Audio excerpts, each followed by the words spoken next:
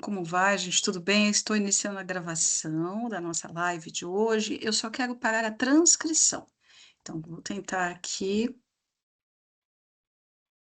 Ainda não apareceu. Deu certo para você? Está aparecendo que está gravando? Para mim não veio mensagem nenhuma. Aqui, se eu clicar em cima, aparece parar a gravação. Então, acredito que esteja gravando. Agora deu certo. Maravilha. E a Então, boa. transcrição parou.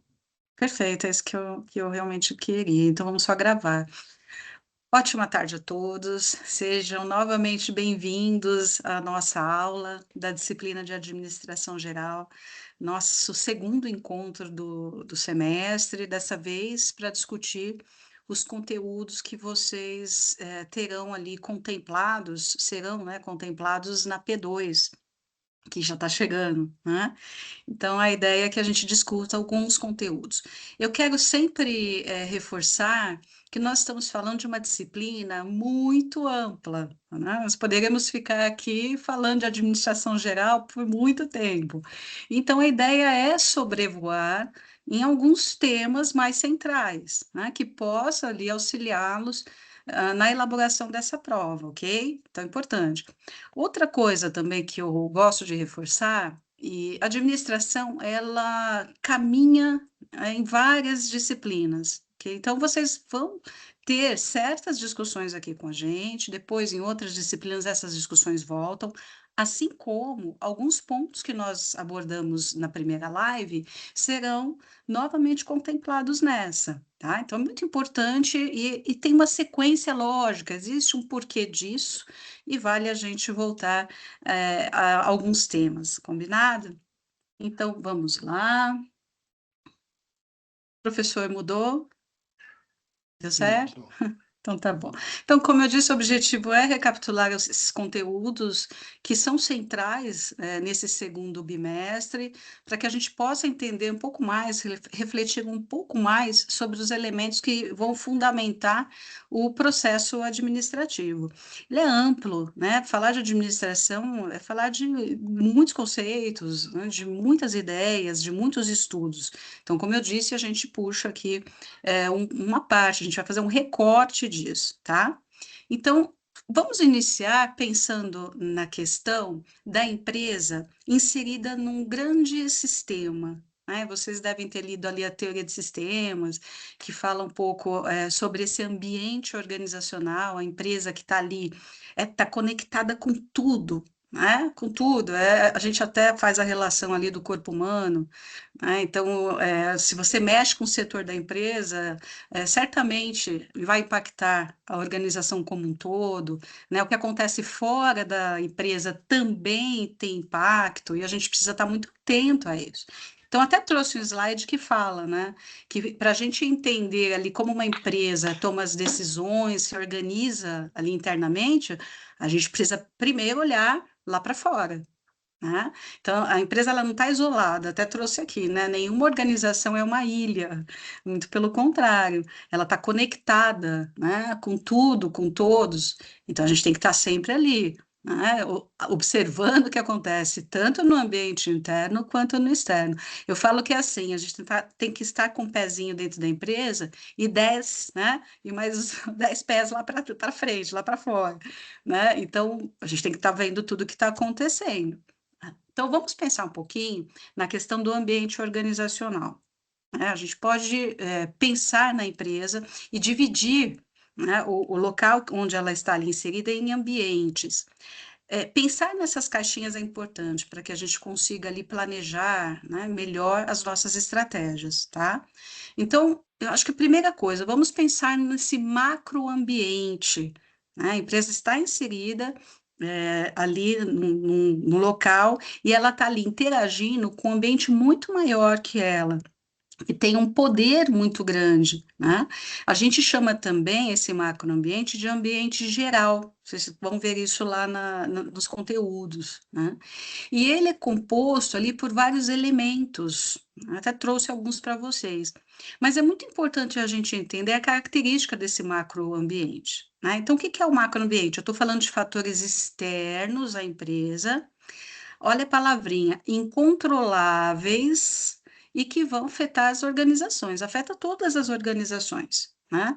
As empresas, elas não têm controle direto sobre isso, né, então eu estou falando de questões relacionadas à economia, à política, né, ao desenvolvimento ali tecnológico, as questões naturais, ambientais, tem questões que são muito maiores que a organização.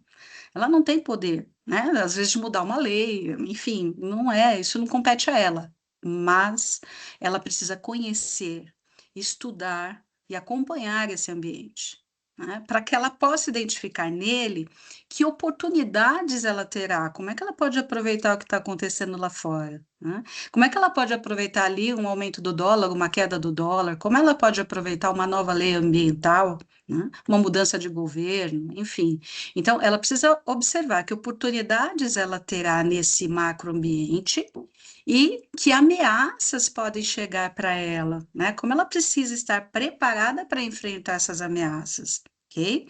Então, olha a importância de a gente estar atento. Repita, são fatores que nós não temos controle, né? Não temos controle, infelizmente, uma guerra que acontece lá fora vai impactar, né, em maior ou menor grau as organizações, mas a gente precisa estar atento, né, para poder então se preparar, né, e trabalhar, desenvolver estratégias para que a gente ou aproveite isso ou se proteja, tá ok? Então, alguns desses fatores, a gente vai falar que são os tecnológicos, né, os sociais, socioculturais, a gente tem muitas mudanças, né, de costumes, de valores ao longo do tempo, dependendo do ambiente que a empresa está inserida, né?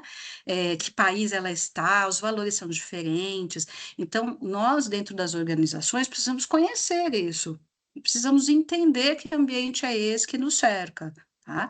Existem ali as questões políticas legais, o próprio ambiente natural, né, com as questões ambientais, com as questões relacionadas à sustentabilidade, à economia. Enfim, eu trouxe alguns, né, itens, alguns fatores que compõem esse macroambiente, mas eles são inúmeros e nós precisamos conhecê-los, estudá-los e acompanhá-los, tá? Nós temos ainda um outro ambiente em que a empresa está inserida, que nós chamamos de microambiente. Nesse caso, né, vocês vão ver que alguns autores trazem para o microambiente alguns outros elementos, mas nós vamos considerar o microambiente como um ambiente de tarefa, né, que é o quê? É uma camada mais próxima ali, mais imediata da empresa.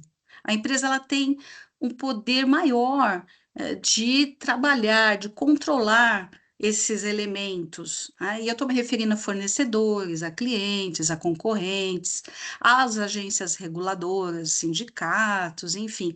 Veja bem, ela tem um poder um pouco maior, né, de trabalhar, esses atores, né, porque como é que ela vai? Às vezes chega um grande concorrente, que poder ela tem, né? O que que ela vai fazer com o concorrente? O que ela pode fazer é se preparar para poder enfrentar, né, para poder não perder espaço no mercado, enfim.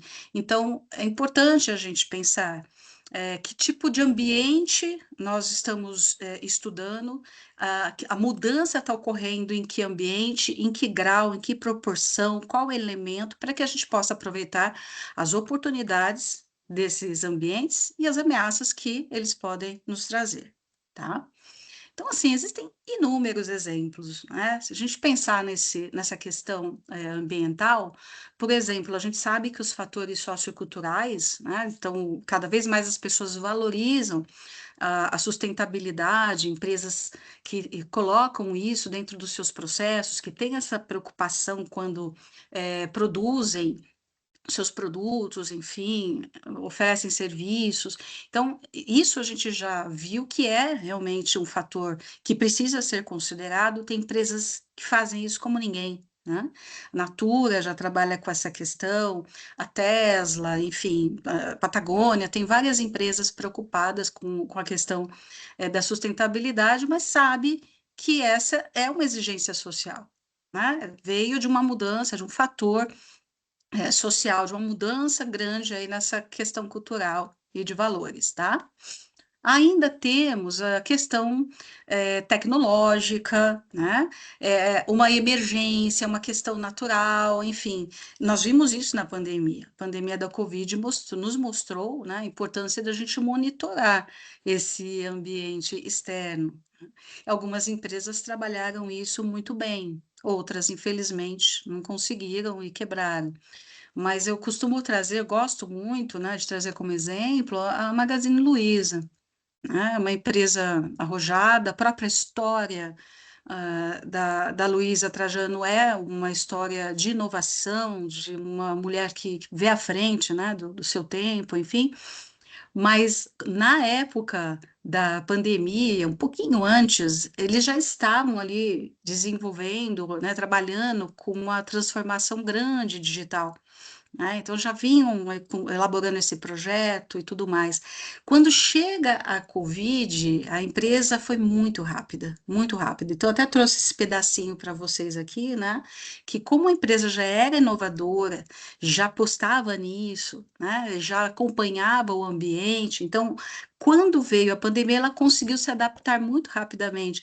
E ela não só se adaptou para poder vender online, enfim, mas ela ampliou o marketplace dela e ela começou a trazer aqueles pequenos varejistas, né? Aqueles empresários, microempresários que não tinham como, né, mais vender ali de forma presencial, de forma direta e salvou muita gente. Muitos lojistas não fecharam, acabaram ali com seus negócios, porque teve a ajuda da plataforma da Magalu, né, que foi de uma forma muito rápida, muito simplificada, enfim. Então, até indico a vocês para lerem o estudo de caso da Magazine Luiza durante a pandemia, é muito interessante, para nós que estamos aqui nessa área, realmente agrega muito valor, tá? Então, olha a importância da gente compreender o ambiente organizacional e acompanhá-lo para aproveitar oportunidades, mas também estar preparados para as ameaças. Então, a gente começa a pensar, né? Olha lá, falei para vocês, a gente precisa conhecer esse ambiente, entender que ele é dividido, né, ali em partes, que alguns elementos a gente tem mais poder para poder influenciar, outros a gente não tem poder nenhum, a gente só vai ali estudar para reagir. Mas olha que interessante, né? Vamos ler isso aqui, eu acho que vale a gente refletir. O desenho interno da organização, né, dita como ela responde ao ambiente, né? Então, a estrutura ela pode ser o acelerador ou o freio da empresa. E por que eu digo isso a vocês? Isso nós discutimos na outra live. Vocês viram que eu falei que a Magazine Luiza foi muito rápida, né? Nessa mudança, nessa adaptação na época de crise, na época da Covid. Muitas empresas não conseguiram fazer isso. Então, olha a importância da gente parar para pensar nos modelos que nós temos dentro das nossas empresas. Qual estrutura organizacional a gente tem desenhada? A gente precisa pensar nisso, né? Existem aqui alguns modelos que a gente estudou, eu quero reforçar, voltar a falar disso, e a gente para pensar, né? Vamos lá. A gente fala de uma estrutura mecanicista, de uma estrutura orgânica. Não sei se vocês estão lembrados. Uma empresa mecanicista é uma empresa ali que tem uma estrutura mais burocrática, né? Ela tem uma divisão muito minuciosa do trabalho, as decisões são muito mais centralizadas lá na alta cúpula. A gente fala de uma empresa que tem uma hierarquia ali muito demarcada, muito clara, muito forte, o controle é muito forte em empresas mecanicistas, né? E eles dão uma ênfase muito forte às regras, aos procedimentos formais, ok? Enfim, tem empresas que a gente sabe que tem isso muito forte. Eu acho que quando vocês pensam nas empresas que trabalham, que vocês estão inseridos, dá para pensar um pouquinho, minha empresa é mais isso, né? E existem aquelas organizações que a gente chama de organização orgânica, né? Empresas orgânicas. Nós estamos falando de empresas com uma estrutura ali mais flexível, elas são mais descentralizadas, as tomadas de decisões elas são mais compartilhadas, se ouve o outro. Os cargos também, né, são mais mutáveis, você não vai ficar no mesmo cargo uma vida toda, né? Enfim, e o foco desse tipo de estrutura é a adaptação. né? A gente precisa se adaptar rápido, as mudanças podem ocorrer a qualquer tempo, a gente tem que estar preparado para elas. Então, a gente costuma dizer que a organização mecanicista, que é essa primeira que eu falei, ela é indicada para ambientes mais estáveis, que não mudam muito, né?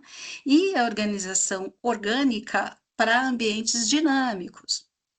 E aí a pergunta que a gente precisa estar sempre fazendo é a seguinte: ambiente estável, né? Será que eu consigo estar num ambiente estável, né, sempre? Será que eu não preciso também desenvolver a característica orgânica para quando uma pandemia, espero que nunca mais venha, mas quando nós tivermos uma situação de emergência, a minha empresa consiga ser rápida, né, na adaptação, mudar rapidamente, né? Então, é interessante a gente pensar nesses desenhos e como a gente está levando as nossas organizações, né? Então, onde nós nos encaixamos mais, nós não estamos excluindo, eu não quero dizer que nenhuma característica da organização mecanicista, né, vamos excluir todas, nada serve, não é isso. Mas em que medida a gente está aplicando isso nas nossas empresas? A gente precisa pensar, tá? E a gente precisa pensar nisso, principalmente por quê? Porque estruturas orgânicas, elas vão favorecer a inovação. E quando você fala de inovação, a gente está falando de trazer coisas novas, de implementar algo novo, algo às vezes novo em algum processo que já exista, né? A gente vai falar, Cris, mas está falando que é novo. Na verdade, às vezes você pega um processo que você já trabalha e você vem com uma ideia e aquilo melhora de uma forma absurda. Você está inovando. Isso é inovação. Mas, realmente, trabalhar com uma estrutura mais flexível vai nos auxiliar muito a trazer ideias novas, muito, muito, né. Então eu quero, convidá-los a pensar um pouco nisso, que estrutura que as organizações em que vocês estão, se encaixam mais, e como a gente pode trabalhar para chegar ali num grau, de favorecimento à inovação, de cultura de inovação, tá. Vamos falar de inovação. Quando nós falamos de inovação, tem uma mistura muito grande de criatividade e inovação, tá, gente? Vamos lá. Criatividade, a gente está falando de ideias, né? É criação de ideias, é algo subjetivo, tá? Eu estou sendo criativo, estou trazendo um monte de ideia.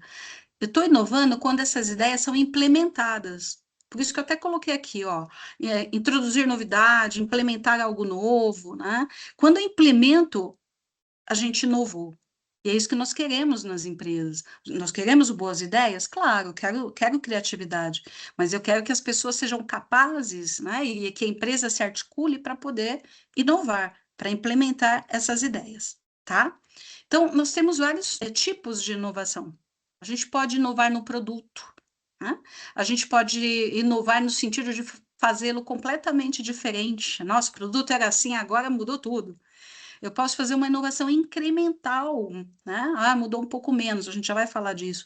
Mas eu estou inovando, às vezes, num produto, né? Um câmbio de um carro que antes era manual, passou a ser automático, isso é uma inovação ali de produto, né? Eu posso inovar num processo, né? Então, fazia de uma forma, agora eu estou automatizando, agora, né, agora tem robôs para fazer isso. Enfim, é uma inovação em processo. Eu posso inovar no marketing, né? Então, eu pego ali uma estratégia nova, não vendi online, agora estou vendendo online, né? E olha o sucesso que está fazendo. Isso é uma inovação, né, para a minha empresa. Pode ser uma inovação na empresa como um todo, uma inovação organizacional. Mudei toda a minha empresa, né? Pode sim, e pode ser nos serviços. Então é legal também a gente pensar nessas caixinhas, o que que eu estou inovando, porque os esforços são diferentes, né? E eu vou falar um pouco mais também dessa questão de esforço no próximo slide. Mas uma coisa é você fazer uma inovação na empresa como um todo, ok? Outra coisa é fazer inovação num processo, né? Então é diferente a estratégia, né? O que eu vou empregar ali para garantir que essa inovação ocorra, tá? Ainda falando de inovação, além de ter tipo de inovação que eu disse há pouco, né? Tipo, pode ser no produto, pode ser na organização como um todo, pode ser no processo, no marketing, enfim. Existe ainda na inovação uma discussão, gente, de impacto, de intensidade. Isso é importante para nós, tá? Como é que é isso? A gente tem, assim, na verdade, os autores, alguns dividem em três tipos. Eu vou trazer dois, porque vários autores trazem dois. A gente fala que existe a inovação incremental e a inovação radical ou disruptiva. Tá? Então, inovação incremental é aquela que acontece em pequenas doses. Tá? A gente fala que ela vem incrementando um produto, um serviço, um processo. Né? Ela é gradual, ela tem um impacto menor. É claro que exige planejamento, esforço, enfim, mas ela é diferente da inovação radical. Né? Inovação radical ou a disruptiva é aquela inovação que chega mudando tudo, brrr, né? Ela chega e pá, né? De repente, e aí você está falando de empregar esforços, né? Muito maiores quando você está ali propondo uma inovação radical. Né? Então, a maneira como você tem que convencer as pessoas de que aquilo vai dar certo, né? O conhecimento que você tem que buscar, a questão mesmo de financeira, né? De recursos, é diferente dependendo do grau, dependendo da intensidade da inovação.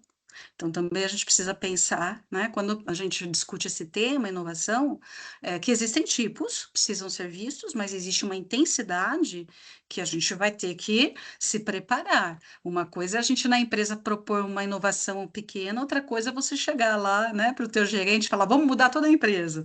Então, realmente, envolve esforços diferenciados e um preparo também diferenciado para a gente garantir que essa inovação ocorra de forma sustentável.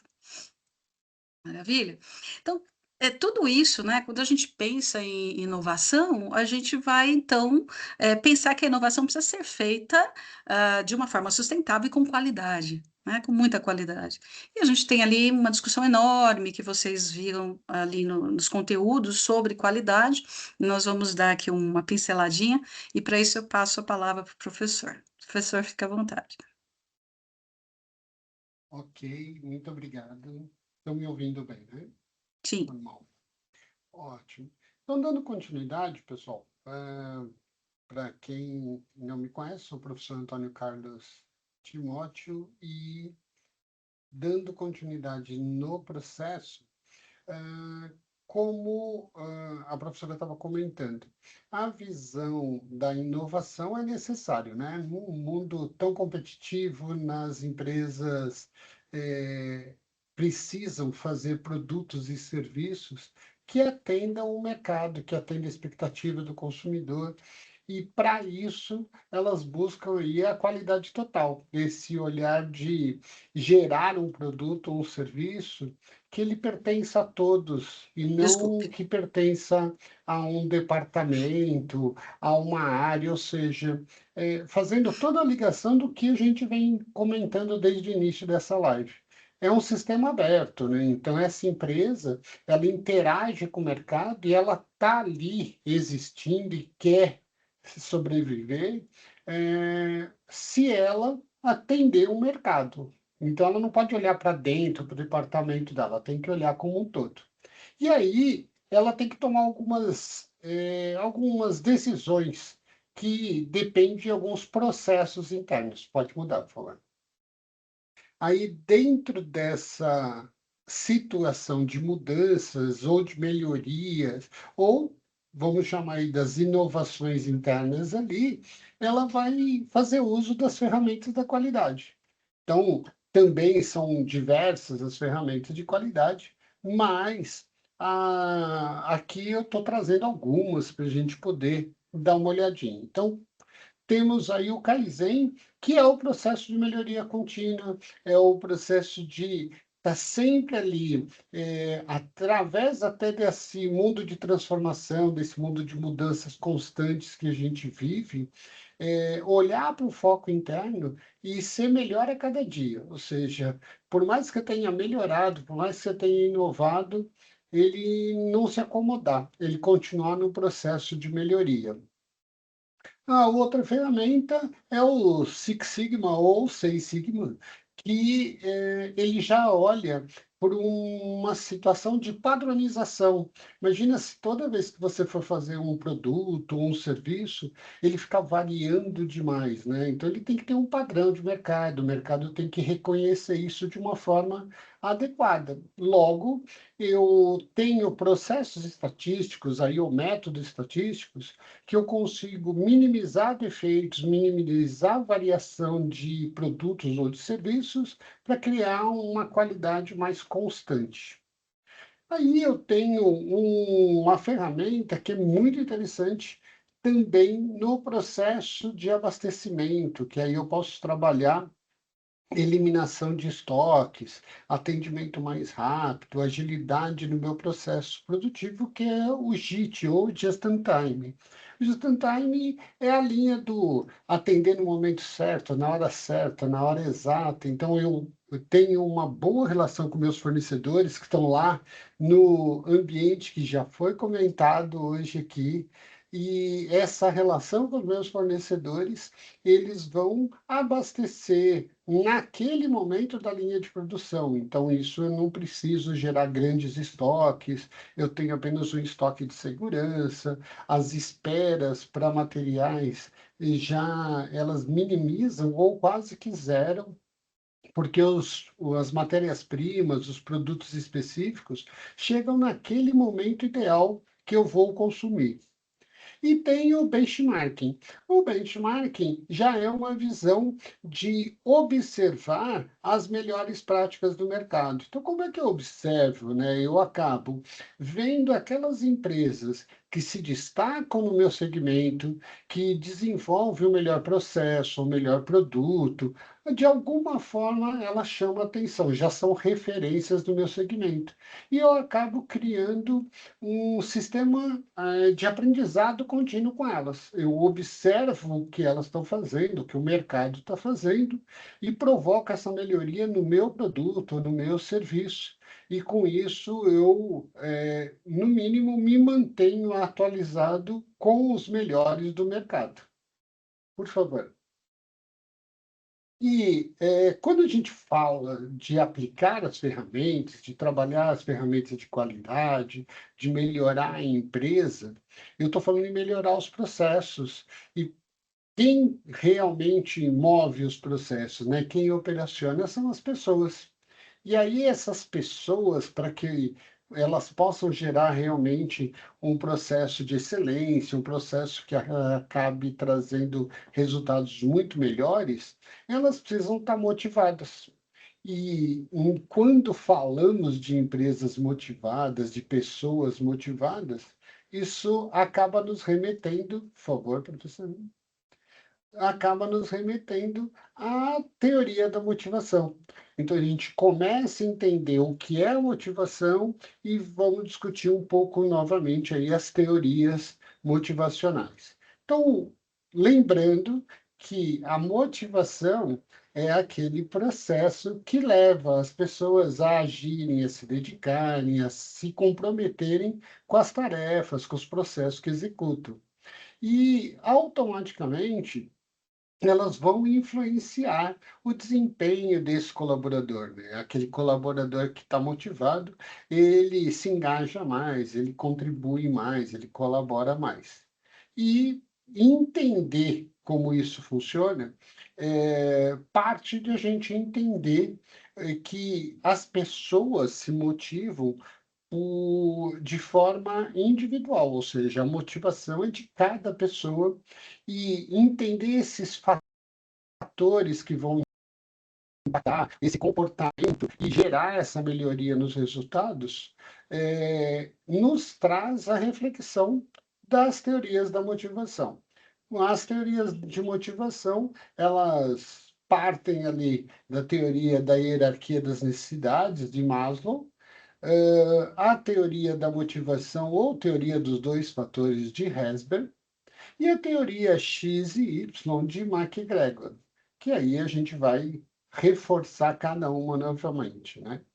Então, a ideia da pirâmide das necessidades ou a hierarquia das necessidades de Maslow, as pessoas elas acabam se motivando porque ela tem necessidades. Então, elas vão evoluindo naquela pirâmide conforme elas vão se sentindo abastecidas no nível de necessidade anterior.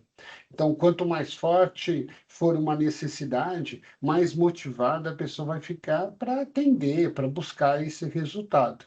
E o Maslow acabou nos posicionando a visão que essas necessidades têm uma ordem de importância, uma ordem de sequência evolutiva, vamos chamar assim. Então, nessa situação, a gente replica aí com vocês a visão da pirâmide de Maslow, que ela tem como base da pirâmide, ou seja, aquela que todos passam, todos necessitam realmente, né? Que é a parte das necessidades fisiológicas, ter fome, sede e outros fatores que são básicos para o ser humano se manter ali sobrevivendo, por isso que são os conceitos fisiológicos.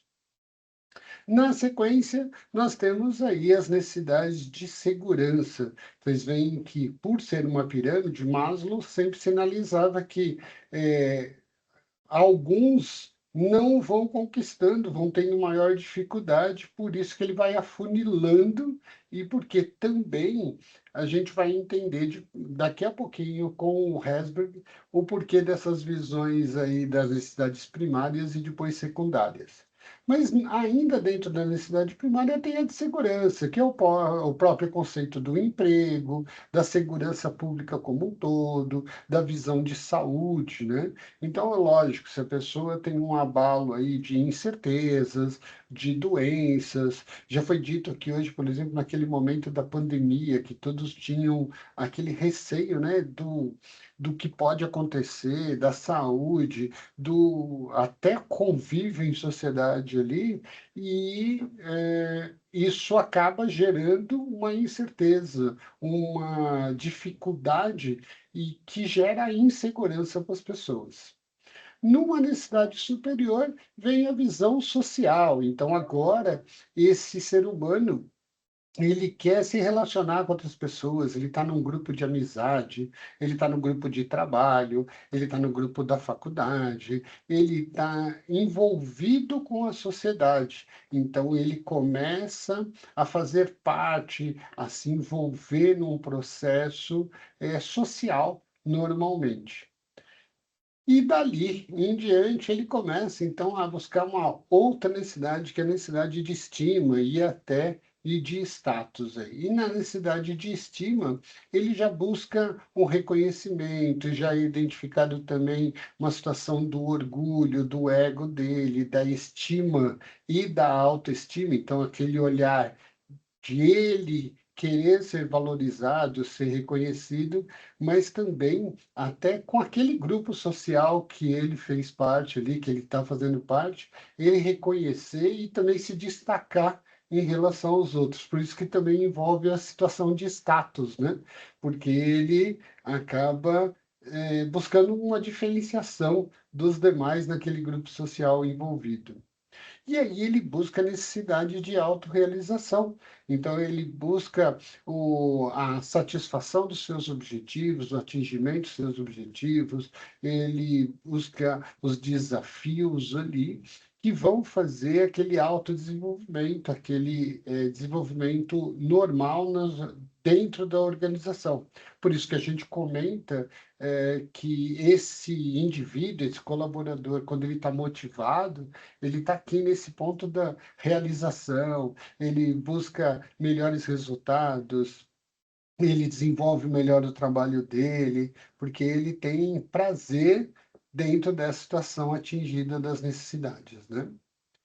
Dando continuidade, a gente vem com a visão do Herzberg, com a teoria dos dois fatores, onde ele trabalha os primeiros itens ali da própria pirâmide de Maslow, considerando assim as visões dos fatores extrínsecos, né, que é aqueles de higiene, são os fatores de higiene, são aqueles que estão relacionados ali diretamente ao ambiente de trabalho, às condições do trabalho dele, a remuneração, o salário que ele tem, os benefícios que ele acaba gerando uma segurança, uma confiança, e, logicamente, o clima, a cultura organizacional contribui bastante, que esses itens, eles não motivam, mas com certeza eles vão te dar aquela base, né? Que sem elas ele vai estar insatisfeito, ele vai estar inseguro. Então, como é que alguém vai pensar em itens motivacionais, em melhorias, em se doar mais, se engajar mais, se ele está dentro de um processo de insatisfação, de insegurança? E quando ele supera, ou a empresa proporciona esses fatores de higiene para ele, os fatores higiênicos atendidos, certamente, parte para os fatores de motivação, que são aqueles fatores intrínsecos, ou seja, dentro do próprio ser humano, ligados ao conteúdo do trabalho, à sua responsabilidade, o quanto ele tem de reconhecimento dentro do processo, dentro das atividades que ele está desenvolvendo, as tarefas que ele executa, e o quanto ele se vê, com possibilidade de crescimento, de evolução dentro da organização, de carreira, de valorização realmente. E eles acabam aumentando a motivação, o desempenho destas pessoas e promovendo uma melhoria muito maior dentro do profissional, do colaborador que ele tem aí alocado nas organizações, né? Temos na sequência e as teorias X e Y de MacGregor. Está diretamente ligado também à visão mecanicista e orgânica. A visão da teoria X é aquela visão negativa do funcionário, né? Aquele ser que ele está ali desmotivado, que ele até evita o trabalho, que ele não assume muito a responsabilidade, que está muito dentro de um processo rotineiro ali de trabalhar por sobrevivência, automaticamente ele precisa de um controle mais rígido, de uma gestão que fica ali muito mais em cima para ele executar, senão talvez com a ausência da gestão ele deixa de fazer, faz meio que por uma obrigação. E eu tenho o oposto dele, né? O McGregor traz o conceito da teoria Y, que vem com uma visão bastante positiva do colaborador, já onde a empresa proporciona um ambiente melhor, onde as pessoas aí se sentem reconhecidas e automaticamente elas são muito mais criativas, elas trazem, se envolvem mais dentro do processo, elas se tornam muito mais responsáveis daquilo que estão fazendo e bastante proativas dentro da visão dinâmica, buscando aí realização de tarefas, de comprometimento muito maior dentro das organizações e dos compromissos que cada um tem ali. Dentro dessa visão, é interessante a gente trabalhar o ponto da tomada de decisão. Então, a gente já olhou os processos, o ambiente, os conceitos motivacionais, e entendendo esse processo, nós temos a visão de gestão, que a gestão acaba tomando, e as pessoas, os colaboradores, tomam decisões continuamente. Os gestores ainda mais, porque eles definem os processos, os procedimentos, e as decisões elas são classificadas aí conforme o tempo, conforme o esforço que cada um gasta dentro do seu processo de tomada de decisão, ou seja, de ações efetivas para alguma decisão. E essa divisão, ela toma dois olhares. A primeira é de decisões programadas. São aquelas decisões já rotineiras, estruturadas, aquelas que já estão resolvidas, e normalmente a gente vai encontrar elas em regras, em procedimentos, em normas que já estão até meio que pré-definidas. A gente pode entender que são aquelas situações, inclusive, que se você não souber o que fazer. Você pode ir lá numa norma, num procedimento, e ele vai dizer: olha, toda vez que acontecer isso, execute dessa forma. Então, as decisões já são programadas, direcionadas.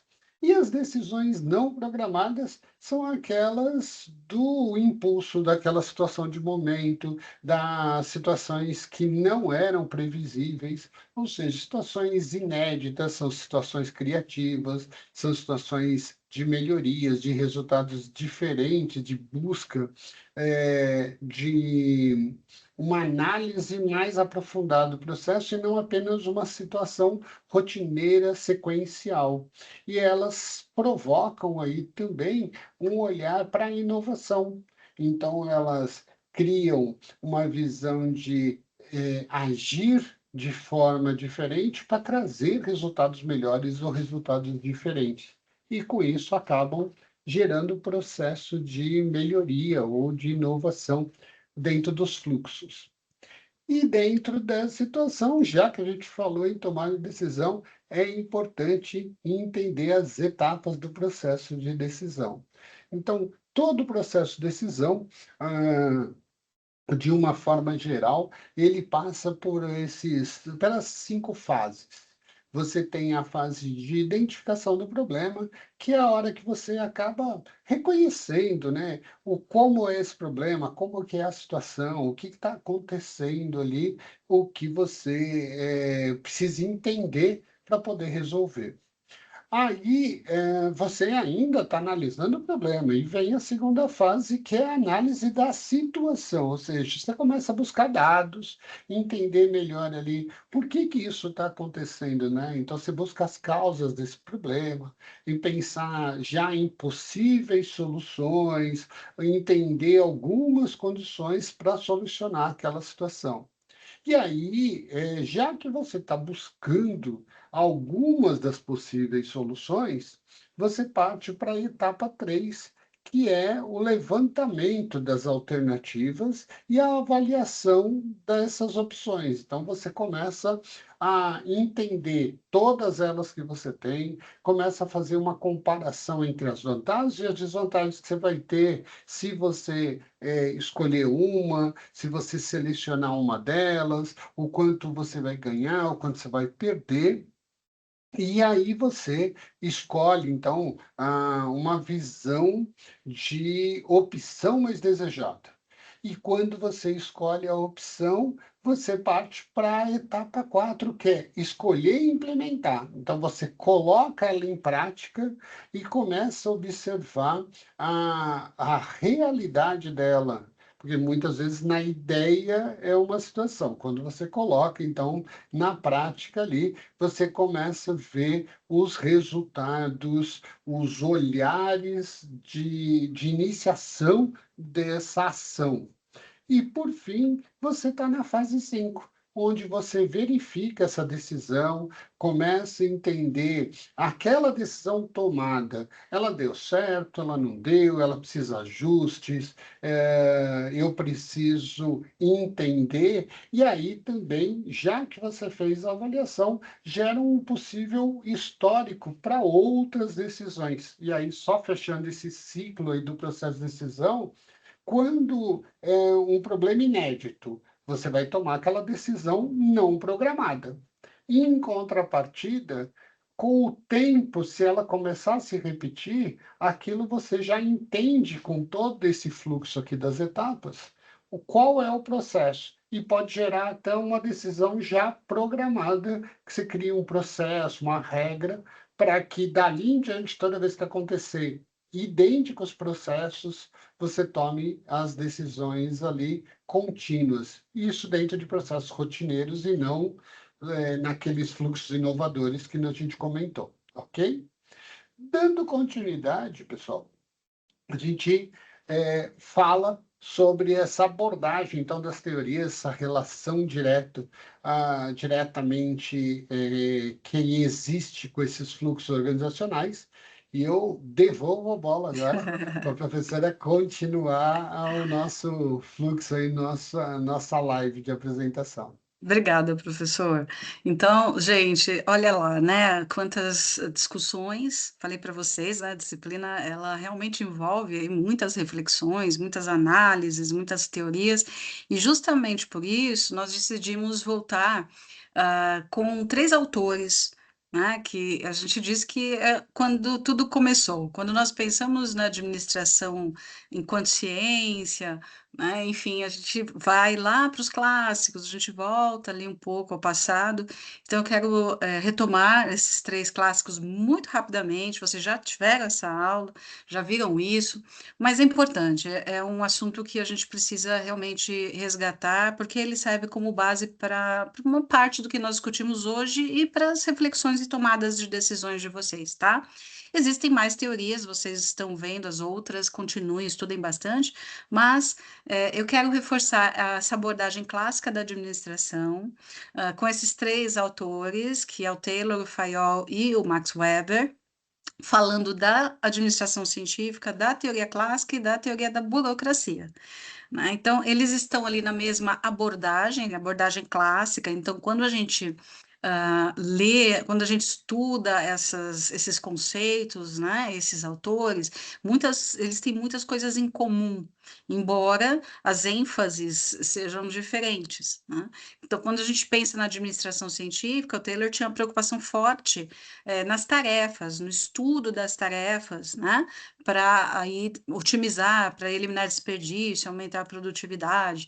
Quando a gente pensa no Fayol, com a teoria clássica, né, a gente está falando de uma ênfase dada na estrutura da empresa, na empresa como um todo, né? Então, quando a gente pensa em administração, divisão de setores, de departamentos, né, nos princípios gerais da administração, a gente vai pensar no Fayol. Então, ele pensava na empresa como um todo. A gente até fala que o Fayol pensava a empresa de cima para baixo, né? Aquele pensamento na estrutura organizacional.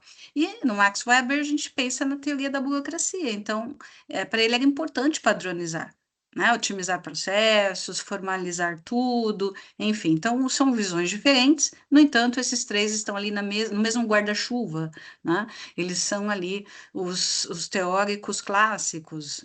Então, só para a gente resgatar rapidamente cada um deles, eu quero dar aquela leve explanada, mas para despertar mesmo a questão de vocês voltarem a esses três autores. Eu quero falar da administração científica, que teve como precursor o Taylor, Frederick Taylor, um engenheiro, e lembrando que essa teoria teve como característica central foco no nível operacional, ok? Então, ele analisava, estudava as tarefas. O objetivo dele era aumentar a eficiência e a produtividade, mas de que maneira ele padronizava a maneira de se realizar as atividades? Ele fez uma padronização das tarefas, né? E, óbvio, trabalhou fortemente na redução de desperdícios. Então, ele analisava, estudava a maneira como os colaboradores faziam o trabalho, para que ele pudesse buscar métodos, né, científicos, né, métodos realmente planejados para voltar, para trazer, para levar ao colaborador uma maneira melhor de se fazer aquilo. Né? Então, ele tira do operário, que na época o operário fazia como queria, ele tira esse poder do operário, ele passa a analisar a tarefa, passa a estudar a tarefa, traz uma forma cientificamente selecionada, melhor de se fazer aquilo, e coloca isso para que o colaborador pudesse seguir exatamente, por isso o controle é muito forte nessa época, né? Exatamente aquilo que foi planejado, que foi traçado, tá? Existe a ideia do homem econômico, isso também é importante vocês lembrarem. O homem econômico, o pressuposto é de que a gente motiva essa ideia do homem econômico, a gente motiva o funcionário com questões extrínsecas, com questões que vêm de fora.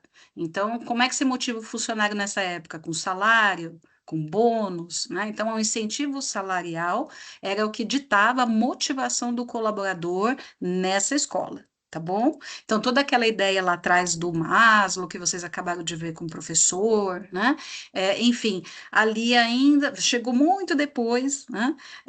Dessa época aqui, porque o Taylor ainda não tinha esse olhar, né? Que tinha que ter autorrealização. Para ele, você é, pagando bem, né? Pagando mais, conseguiria, então, dar conta de motivar o funcionário, apenas com isso, tá?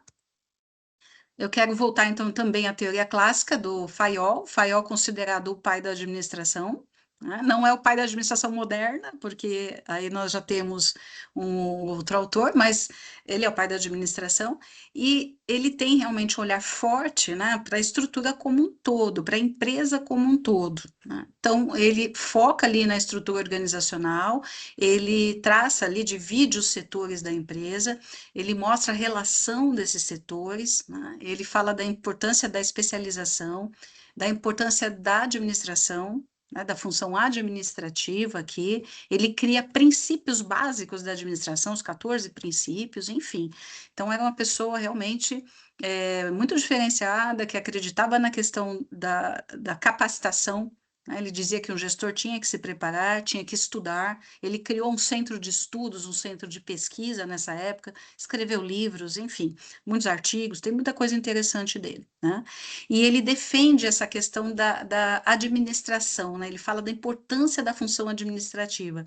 Ele disse que todos exercem de alguma forma a função administrativa, mas dependendo do teu grau hierárquico, você usa mais ou menos, né? Então, por exemplo, se você está lá em cima, né, na administração, você é um gerente, você vai usar muito o planejar, o organizar, o dirigir e o controlar. Se você está no nível hierárquico mais baixo, não quer dizer que você não vá planejar seu trabalho, mas você vai usar num grau menor, né? Essas funções administrativas que vocês estudaram, ok? Lembre-se disso, planejar, organizar, dirigir e controlar. Ele traz com os termos, uns nomezinhos diferentes, mas a ideia central é essa, tá? Então, só para a gente resgatar um pouco aí o Fayol, que tinha ali como foco a estrutura organizacional. Eu quero fechar falando da teoria da burocracia, que é concebida ali como um modelo racional, ele queria, na verdade, trazer previsibilidade, ele fala muito disso, né? Padronizar, trazer previsibilidade. Então, ele é voltado para a ordem, para a estabilidade, enfim, mas também para a justiça. Né? Então, ele começa a trazer algumas regras, existiam características dentro da burocracia muito fortes, importantes, que dizem respeito, por exemplo, às regras que deviam ser todas formalizadas, né? Nada de boca, né? Então, isso tinha que estar claro ali para que as pessoas soubessem exatamente o que fazer, fossem treinadas para tal e seguissem o que estava disposto.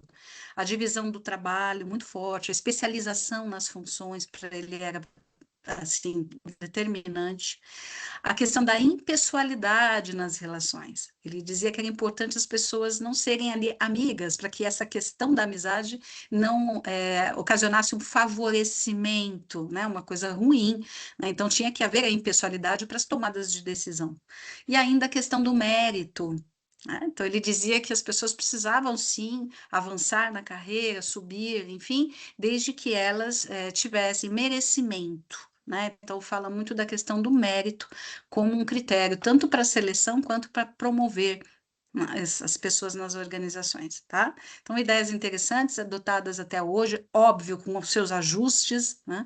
A gente não adota puramente várias dessas questões, mas elas estão dentro das organizações e nós precisamos conhecê-las, enfim, assim como as demais teorias, tá, gente? Eu quis voltar com essas três aqui, porque elas normalmente são resgatadas, são muito importantes e elas fundamentam as nossas discussões na administração. Tudo bem? Ok? Eu acho que é isso, professor. Agradecer pelo semestre, professor Antônio Carlos, que me ajudou tanto, né? Foram 2 lives que nós fizemos aí, acompanhamos juntos. Muito obrigada, professor. Agradecer aos alunos que estiveram aqui conosco. Alguns estavam na primeira live, voltaram para essa, fico muito feliz. Outros não puderam, mas vão assistir aqui a nossa gravação. Eu já vou passar a palavra ao professor, mas eu vou passar agora, professor. Fique à vontade, se quiser falar alguma coisa, eu já faço aqui o fechamento mesmo. Por favor, a palavra é sua. Não, muito rapidamente, na verdade, eu quero agradecer por esse prazer aí de estar trabalhando, desenvolvendo aí essas lives, esse projeto aí, e poder contribuir com os nossos alunos aí, sempre com o desejo de agregar conhecimento, de mostrar para eles o quanto essa visão da administração é importante para os resultados, né? Quantas e quantas empresas a gente ouve todos os dias nos noticiários aí, ou falindo, e em contrapartida outras evoluindo, crescendo, inovando, né? E se pegar todos esses processos que eles estão em base da administração aqui, a gente consegue fazer a aplicação, como Exato. você mesma trouxe hoje com o exemplo aí da Magazine Luiza e de outros, que a gente percebe, e eu acho isso sempre muito interessante, quando a gente está ensinando e o aluno identifica que aquele aprendizado é para o dia a dia, né? É para que ele possa implantar ou é para aquela empresa que ele convive, como a gente teve nos fóruns temáticos aí, a situação de muitos trazerem até exemplos próprios, e aí a gente identifica, interage e vê essa aplicação. Então, realmente agradecer aos alunos essa dedicação, esse comprometimento, que eu tenho tido bastante devolutivas positivas aí dos alunos, eu acho muito legal, e ficar à disposição sempre, agradecer aí a confiança também Obrigada, professor. pela live, e Muito ficar obrigada. sempre à disposição. Muito obrigada. Obrigado e um ótimo final de semestre a todos da minha É parte. isso mesmo. Isso que eu desejo a todos vocês, né? Todos nós. Pessoal, aproveitem as disciplinas, né? Aproveitem mesmo, entendam, internalizem isso, utilizem isso, apliquem isso, enfim, né? Aproveitem esse ambiente que vocês estão, todo esse conhecimento que está chegando nas mãos de vocês, tá? Façam realmente o uso, se apropriem disso, tá ok?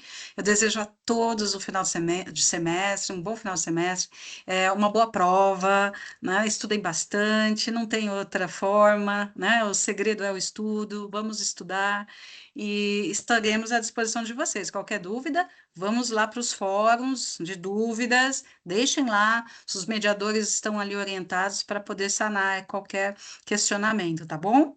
Um abraço a todos, fiquem bem, bom final de semestre para vocês, gente, até mais. Professora, Eu vou parar a gravação, deixa eu parar ah, aqui, sim? se eu não me engano, a Nicole levantou